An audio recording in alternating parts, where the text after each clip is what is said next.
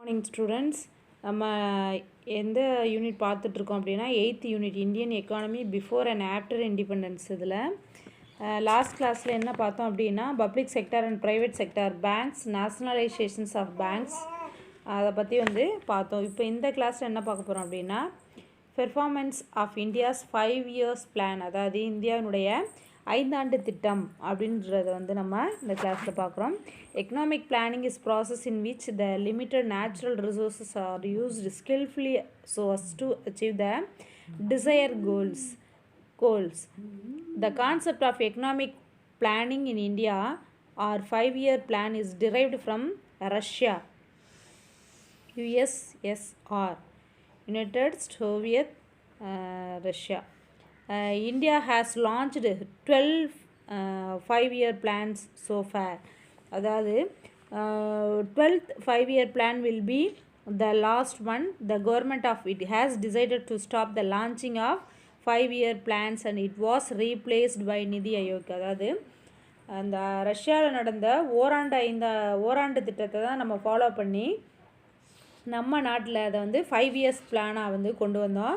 அதில் 12 5ஆண்டு திட்டங்கள் தான் நடைமுறைப்படுத்தப்பட்டு இருக்குது அப்படின்னு சொல்கிறாங்க. லாஸ்ட்டாக என்ன ஆயிடுச்சு அப்படின்னா இந்த 5-year பிளான்ஸ் அப்படின்றத மாற்றிட்டு என்ன லான்ச் பண்ணியிருக்காங்க அப்படின்னா ரீப்ளேஸ் பை நிதி ஆயோக். அதாவது நிதி ஆயோக் அப்படின்ற பேரில் இப்போ தற்பொழுது செயல்பட்டுருக்கு. அப்போ த ஃபர்ஸ்ட் 5-year பிளான்ஸ் அப்படின்னு சொல்லும்போது 1951 to 56 ஸ்டார்ட் பண்ணாங்க. Second 5-year plans 1956 to 1961, third 5-year plans 1961 to 66, and then plan holiday ஓராண்டு திட்டம் அப்படின்னு சொல்லும்போது 1966 to 69 வரைக்கும். அப்புறம் next fourth 5-year plan 1969 to 1974, fifth 5-year plan 1974 to 79. அதுக்கப்புறம் பார்த்தீங்கன்னா ரோலிங் பிளான் அப்படின்னு சுழல் திட்டம் அப்படின்றது 1978 to 79 அதை கொண்டு வந்தாங்க. அப்புறம் sixth 5-year plan 1980 to 85, seventh 5-year plan 1985 to 1990. அதுக்கப்புறம் பார்த்தீங்கன்னா ஆனுவல் பிளான்ஸ் ஓராண்டு திட்டம் 1990 to 91, 92. Eighth 5-year plans of 1992 to 97, ninth 5-year plan 1997 to 2002, and 10th 5-year plan 2002 to 2007. 11th 5-year plans அப்படின்னு சொல்லும்போது 2007 to 2012. இப்போ 12th 5 years plan அப்படின்னு சொல்லும்போது 2012 to 2017 வரைக்கும் இந்த 12th 5-year plans இருந்துச்சு. அதுக்கப்புறம் பார்த்திங்கன்னா இப்போ நடைமுறையில் இருக்கிறது நிதி ஆயோக் அப்படின்ற பேரில் செயல்பட்டுருக்கு. இப்போ அதை தான் நம்ம பார்க்க போகிறோம். இந்த ஃபர்ஸ்ட் 5-year plans அப்படின்னு சொல்லும்போது it was based on the Harrod Domar model அப்படின்னு அதை அடிப்படையாக கொண்டது தான் இந்த ஃபர்ஸ்ட் 5-year plans அப்படின்னு சொல்கிறாங்க. It main focus on the agriculture development of the country. அதாவது முதல் 5ஆண்டு திட்டம் அப்படின்னு சொல்லும்போது இதனுடைய முக்கியமான நோக்கம் வேளாண்மையை முன்னேற்றுவது. This plan was successful. The achieved the GDP gross domestic product growth rate 3.6% அப்படின்னு சொல்கிறாங்க. அதாவது 3.6% விட அதிகம் வளர்ச்சி பெற்றிருக்கு அப்படின்னு சொல்கிறாங்க. Next second 5-year plans 56 to 61. இதை இட் வாஸ் பேஸ்ட் எதை பேஸ் பண்ணியிருக்கு அப்படின்னா மகளனோபிஸ் மாடல். இது main focus was on the industrial development. செகண்ட் 5ஆண்டு திட்டம் சொல்லும்போது நாட்டினுடைய தொழில் முன்னேற்றத்தை மேம்படுத்துவதாக இருந்தது. This plan was successful and achieved the growth rate. வளர்ச்சி விகிதம் சொல்லும்போது 4.1% வளர்ச்சி பெற்றது அப்படின்னு சொல்கிறாங்க. தேர்ட் 5 years பிளான் சொல்லும்போது this plan was called Gandhi Yojana அப்படின்னு சொல்கிறாங்க. அதாவது காட்கில் யோஜனா. இந்த திட்டம் காட்கில் திட்டம் அப்படின்னு சொல்லி அழைக்கப்படுது. The main target of this plan was to make the economy. இந்த திட்டத்தின் முதன்மை நோக்கம் அப்படின்னு சொல்லி பார்த்தோம் அப்படின்னா independent and to reach self prepare the positions or take off அப்படின்னு சொல்கிறாங்க. இந்த திட்டத்தின் முதன்மை நோக்கம் சுதந்திரமான பொருளாதாரம் அப்படின்னு சொல்கிறாங்க. Due to Indo-China war, this plan would not achieve its growth target of 5.6%. ஆனால் சீனா இந்தியாவினுடைய போரின் காரணமாக இதனுடைய வளர்ச்சி அப்படின்னு சொல்லும்போது 5.6% வந்து வச்சுருந்தாங்க. ஆனால் அந்த இலக்கை வந்து அடைய முடியலை அப்படின்னு சொல்லி சொல்கிறாங்க. நெக்ஸ்ட் பார்த்திங்கன்னா பிளான்ஸ் ஹாலிடே 1966 to 69. இதில் த மெயின் ரீசன் பிகைன் the plan holiday was Indo Pakistan war and failure of third plan. Pakistan போர் மூன்றாவது ஐந்தாண்டு திட்டம் தோல்வி வந்து இந்த திட்ட விடுமுறையினுடைய முதன்மை காரணம் அப்படின்னு சொல்கிறாங்க. Next during this plan annual plan was made up of equal priority to given the agriculture. ஓராண்டு திட்டங்கள் அப்படின்னு சொல்லும்போது அதை உருவாக்கப்பட்டு அக்ரிகல்ச்சர் துறைக்கு தான் வந்து துறை சார்ந்த பிற துறைகளுக்கு வந்து முக்கியத்துவம் அப்படின்றது வந்து கொடுக்கப்பட்டது. 4th 5-year plans அப்படின்னு சொல்லும்போது the main objectives of this plan growth with stability and progressive achievements of self-reliance. நிலையான வளர்ச்சி மற்றும் தற்சார்பு அடைதல் அப்படின்னு தான் இந்த திட்டத்தினுடைய நோக்கம். அந்த திட்டம் அப்படின்னு சொல்லும்போது 5.7% வளர்ச்சியை வந்து டார்கெட் வச்சுருந்தாங்க. ஆனால் இதனுடைய வளர்ச்சி க்ரோத் ரேட்னு சொல்லும்போது 3.3% only against the target of 5.7. அதனால் எட்டாமல் வளர்ச்சி 3.3% வளர்ச்சி மட்டும்தான் வந்து இருந்ததுன்னு சொல்கிறாங்க. நெக்ஸ்ட்டு 5th 5-year plans இதில் 1974 to 79. In this plan top priority was given to agriculture. Next இது கேமின் இண்டஸ்ட்ரீஸ் அதாவது சுரங்க தொழில், வேளாண்மை, இது ரெண்டுக்கும் வந்து மைன் இண்டஸ்ட்ரீஸ் இதுக்கு வந்து முன்னுரிமை அப்படின்றது வந்து வழங்கப்பட்டது. Overall this plan was successful 4.8% against the target of 4.4. அப்போ மொத்த இலக்குன்னு சொல்லும்போது 4.4% வந்து வச்சுருந்தாங்க. ஆனால் இது 4.8% கிடச்சி இந்த பிளான் அப்படின்றது வந்து வெற்றி பெற்றதுன்னு சொல்கிறாங்க. This draft of this plan was prepared and launched by D.P. Thar. இந்த திட்டத்தின் முன்வரைவு அப்படின்னு சொல்லும்போது இது யாரால் தயாரிக்கப்பட்டது அப்படின்னா D.P. Thar அது மூலமாக தயாரிக்கப்பட்டது. அவர் மூலமாக ஓராண்டிற்கு முன்பே வந்து இந்த திட்டம் அப்படின்றது வந்து this plan was terminated in 1978 கைவிடப்பட்டது அப்படின்னு சொல்கிறாங்க. ரோலிங் பிளான் சுழல் திட்டம் சொல்லும்போது this plan was started with the annual plan for 1978 to 79. இது என்ன அப்படின்னா இந்த 5வது திட்டத்தை வந்து நீக்கிய பின்பு இந்த பிளான் ரோலிங் பிளான் அப்படின்றது வந்து 5th 5-year பிளானுக்கு அப்புறம் வந்து இது தொடங்கியதுன்னு சொல்கிறாங்க. 6th 5-year plan 1980 to 85. The basic objectives of this plan was poverty eradications அதாவது வறுமை ஒழிப்பு மற்றும் தொழில்துறை தற்சார்பு அடைதல். இது வந்து கரிபிகட்டோ வாஸ் த மோட்டோ. இது அதாவது கரிபிகட்டோ அப்படின்னு சொல்லும்போது வறுமையை ஒழிப்பதே வந்து இந்த திட்டத்தினுடைய முக்கியமான நோக்கம். It was based on investment India investment Yojana அதாவது இது முதலீட்டு திட்டத்தை வந்து அடிப்படையாக கொண்டது. அப்போ it growth target was 5.2% but it achieved 5.7. இதனுடைய டார்கெட் வந்து 5.2% வச்சுருந்தாங்க. ஆனால் அது அச்சீவ் எவ்வளோ பண்ணுச்சு 5.7% அதிக வளர்ச்சி எட்டியது. 7th 5-year பிளான் சொல்லும்போது 1985 to 1990. இந்த திட்டத்தின் நோக்கம் அப்படின்னு சொல்லும்போது objectives of this plan include the establishment of this self-sufficient economy and opportunities for productive employment. அதாவது தன்னிறைவு பொருளாதாரத்தை உருவாக்குதல், ஆக்கப்பூர்வமான வேலைவாய்ப்பை வழங்குதல், இதைத்தான் வந்து உள்ளடக்கியது. For the first time due to the pressure private sector private sector அதாவது பொதுத்துறையை விட தனியார் துறைகளுக்கு முன்னுரிமை அப்படின்றது வந்து 6வது ஐந்தாண்டு திட்டத்தில் கொடுக்கப்பட்டது. It's growth target was 5.0 but it achieved 6%. அதாவது இந்த திட்டத்தின் வளர்ச்சி 5% இலக்கு வச்சுருந்தாங்க. ஆனால் 6% இலக்காக அதிகமாக வந்து வளர்ச்சி அடைந்தது சொல்கிறாங்க. நெக்ஸ்ட் பார்த்திங்கன்னா ஆனுவல் பிளான்ஸ் அதாவது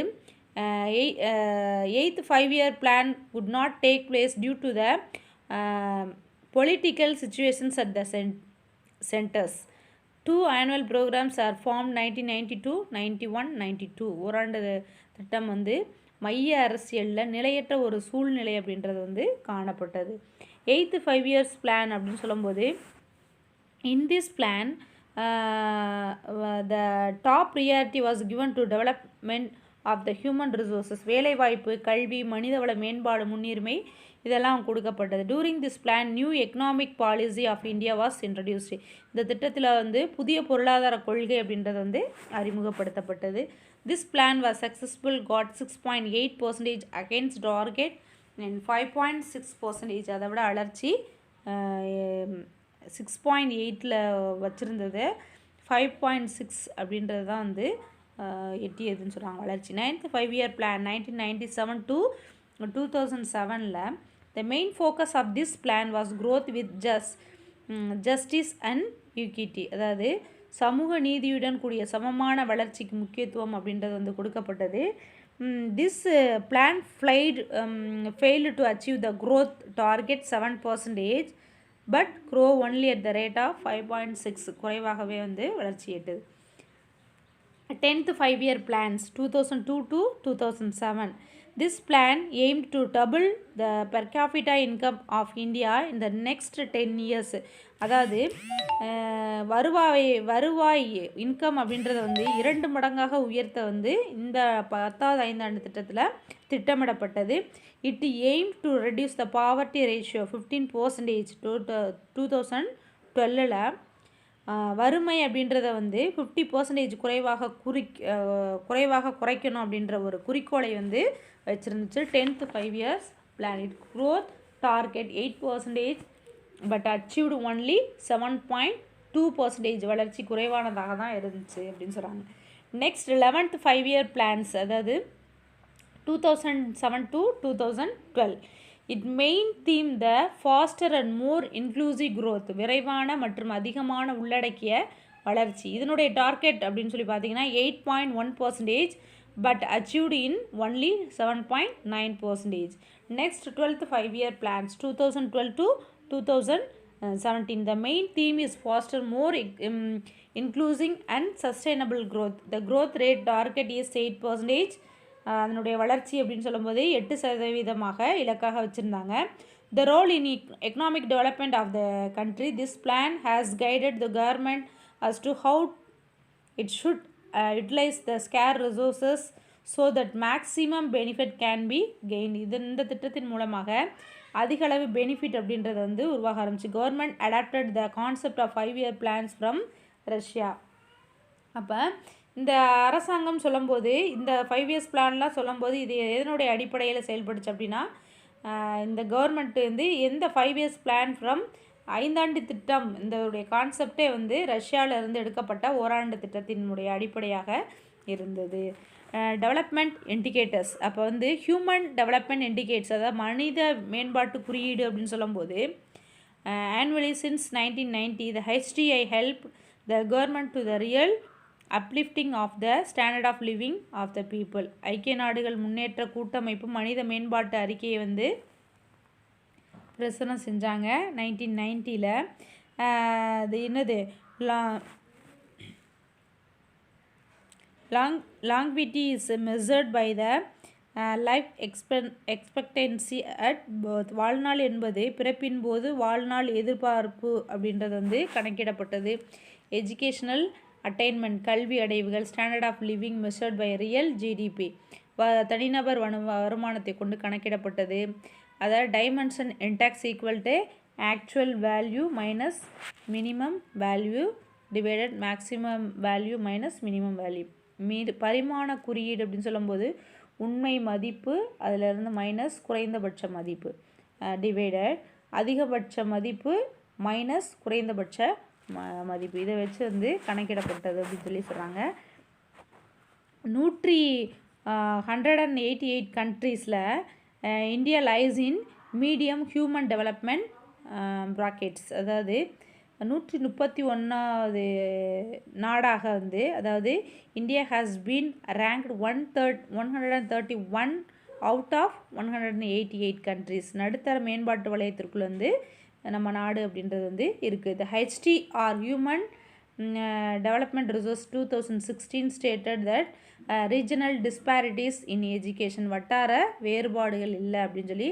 health and living standard with India has cost India downfall 27%. குறியீடு HDE குறியீடு அது சரிவதற்கு வந்து காரணமாக உள்ளது. இதெல்லாம் வந்து சொல்கிறாங்க. எது அப்படின்னா ஹெல்த்து, எஜுகேஷன், வாழ்வாதாரம், இதெல்லாம் வந்து அந்த ஹெல்த் இண்டெக்ஸ் குறைவதற்கான காரணங்களாக இருக்குது அப்படின்னு சொல்கிறாங்க. 131வது இந்தியா தரவரிசை அப்படின்னு சொல்லும்போது 2014 இதில் பார்த்திங்க அப்படின்னா இந்தியா அப்படின்னு சொல்லும்போது 188 நாடுகளில் 131வது நாடாக இருக்குது அப்படின்னு சொல்கிறாங்க. அப்போ டிஸ்வஜித் ஹுகா இது has stated the calculation of HDI மனிதவள மேம்பாட்டு குறியீடுகளை வந்து இந்த பிஸ்வசித் குஹா அப்படின்றவர் வந்து 4 விதமாக சொல்கிறாரு. HDI1, HDI2, HDI3, 4 based on the UNDP method as given in Human Development Index. இதை வச்சு டைமென்ஷன் இண்டிகேட்டர், டைமென்ஷன் இண்டிகேட்ஸ் அப்படின்னு சொல்லி குறிப்பிட்டிருக்காரு அப்படின்னு சொல்லி சொல்கிறாங்க. The development report has enlarged the scope of HDI by adding 3 more dimension which has quality of life, மக்களுடைய தரமான வாழ்க்கை, வறுமை, எராடிகேஷன்ஸ் அண்ட் அர்பனைசேஷன், நகர்ப்புறமாதல். The various countries including India were continuously making effort to improve and enlarge the scope of available statistical information. அதாவது புள்ளியியல் ஆய்வின்படி வந்து India அப்படின்னு சொல்லும்போது கண்டினியூஸாக என்ன செஞ்சிட்ருக்காங்க அப்படின்னா நிறைய எஃபோர்ட் போட்டுட்ருக்காங்க. என்ன அப்படின்னா improve the enlarge of scope அப்படின்னு சொல்கிறாங்க. அதாவது எல்லா துறைகள்லையுமே வந்து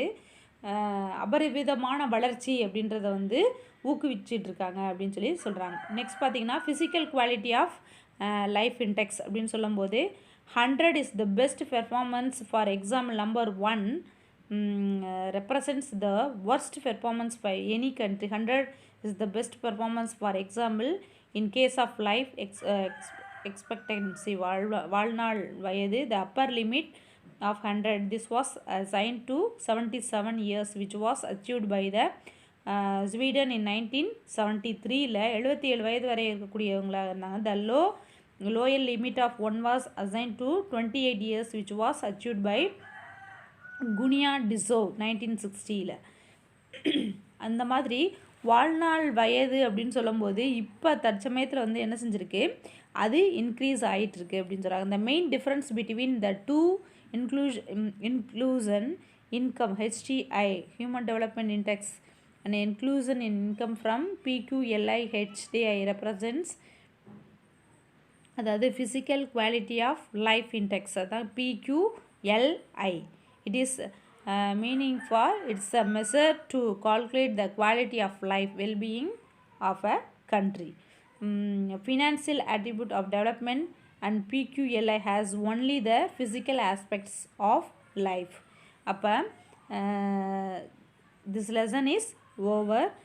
கன்க்ளூசன் அப்படின்னு சொல்லி பார்க்கும்போது இந்த லெசன்லேருந்து என்ன to conclude the British were more focused on the money from India's then good governance. அதாவது இந்தியாவை வந்து பிரிட்டிஷ் அரசாங்கம் அப்படின்னு சொல்லும்போது நிறைய வந்து என்ன செஞ்சாங்க, ஃபோக்கஸ் பண்ணாங்க. அதாவது திறமையான ஒரு அரசாங்கம் அப்படின்றது வந்து இருந்துச்சு. Some positive things happen during the British rule. நிறைய வந்து நேர்மறையான ஒரு சிந்தனைகளாக இருக்கட்டும், நேர்மறையான செயல்பாடுகள் அப்படின்றது வந்து இருந்துச்சு. They eradicated system like sati, introduce the railway services.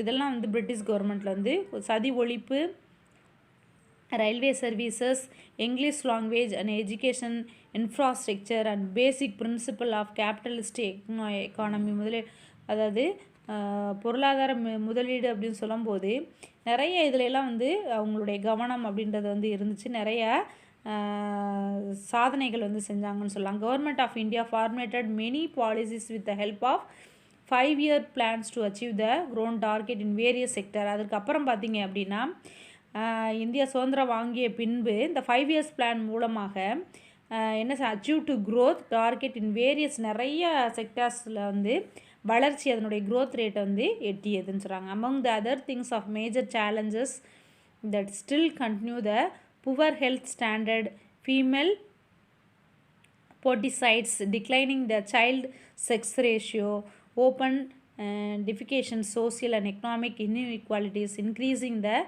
slumming, urban congestions, and declining the qualities of basic environmental resources, namely air, land, water. இதில் எல்லாத்துலேயும் வந்து முன்னேறி இருக்குது அப்படின்னு சொல்லியிருக்காங்க. This lesson is over. Thank you.